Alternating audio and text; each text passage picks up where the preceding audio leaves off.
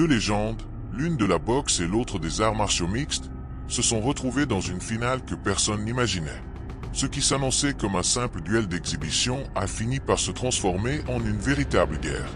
Les coulisses étaient déjà chargées de polémiques, l'ambiance était à son comble. Quelques jours avant l'événement, Popo, le boxeur brésilien, 4 fois champion du monde et super champion du monde unifié des années 90, et également le brésilien Vanderlei Silva, considéré comme l'un des meilleurs combattants du défunt Pride japonais, ainsi qu'une légende vivante du MMA. En 2024, il est entré au temple de la renommée de l'UFC. Il se lançait des provocations publiques sur le poids, les règles, les styles de combat et même les clauses du contrat, ce qui a encore plus attisé la tension entre les supporters. Et tout ce feu préalable s'est transporté sur le ring avec une énergie qui est rapidement devenue hostile. La nuit du samedi 27 septembre à São Paulo, au Brésil, lors du Spartan Fight Night, est restée marquée non seulement par la victoire de l'ex-champion du monde de boxe Acelino Popo Freitas sur le toujours dangereux Vanderlei Silva, mais par un dénouement chaotique qui a laissé tout le public sous le choc. Le combat a été arrêté de manière abrupte après 4 rounds intenses. Vanderlei, plus habitué au terrain du MMA, a été averti encore et encore pour avoir tenté de placer des coups interdits comme des coups de tête et même des tentatives de genoux. Finalement, sa conduite a fini par lui coûter la disqualification. Popo, dès le début, avait imposé sa boxe technique, neutralisant avec calme le style agressif du chien fou. La tension était telle que même après le son de la cloche, les deux continuaient à se lancer des coups, montrant l'hostilité qui se respirait déjà depuis avant. Mais le pire restait à venir. Après l'annonce finale de l'arbitre, des membres des deux équipes ont envahi le ring. L'équipe de Popo est entrée pour chercher la revanche et tout a explosé quand l'un de ses membres a donné un coup de pied au fils de Vanderlei. À cet instant, le jeune a réagi et a commencé un affrontement qui a déclenché une bataille rangée sans contrôle.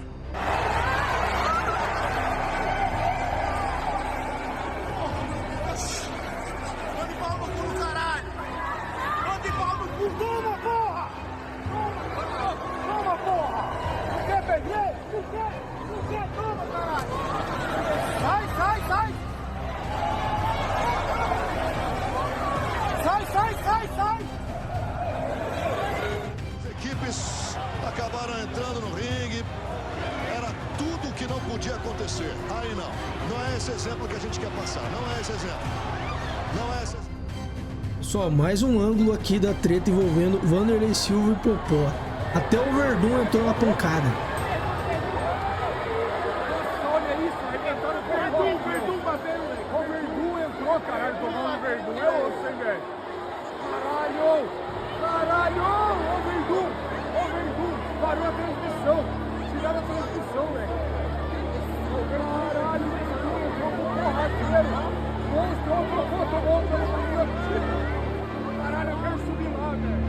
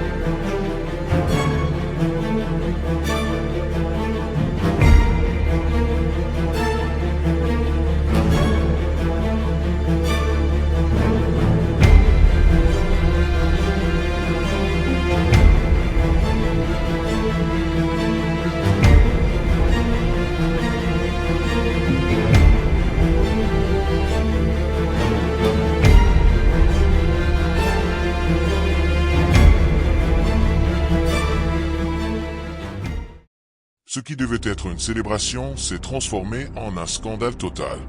Au milieu du chaos, Vanderlei Silva a été surpris par un coup direct au menton qui l'a laissé inconscient sur le tapis. Le vétéran est resté allongé, a dû recevoir une assistance immédiate et a été retiré du ring sonné, sans savoir ce qui s'était passé, en direction de l'hôpital São Luís.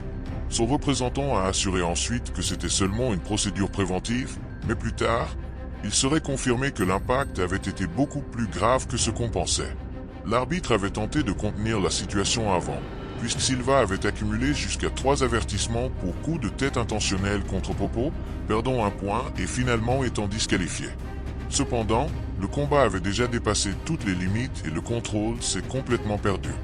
Déjà dans la nuit du dimanche 28, il a été rapporté que Vanderlei avait subi une fracture du nez et des blessures au visage qui ont nécessité des points de suture.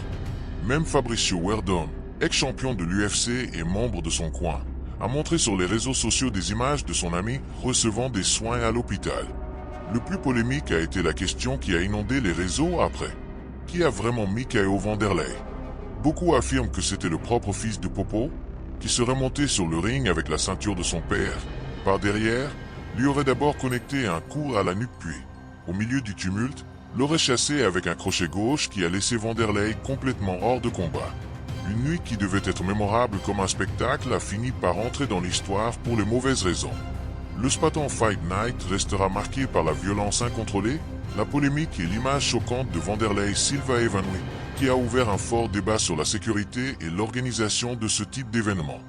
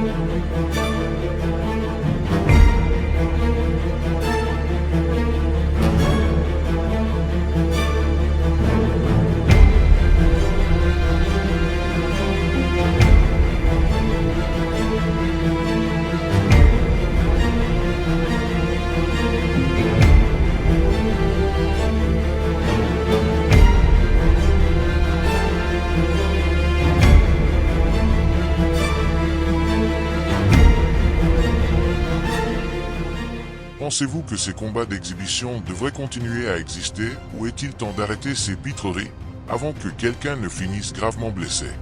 Vaut-il la peine de risquer la santé des légendes dans des combats d'exhibition ou devrait-il être interdit une bonne fois pour toutes? Laissez-moi votre avis dans les commentaires. Et vous savez déjà, n'oubliez pas de laisser votre like, de vous abonner à la chaîne et d'activer la cloche pour ne pas manquer les prochaines histoires dramatiques du monde de la boxe et du sport de combat.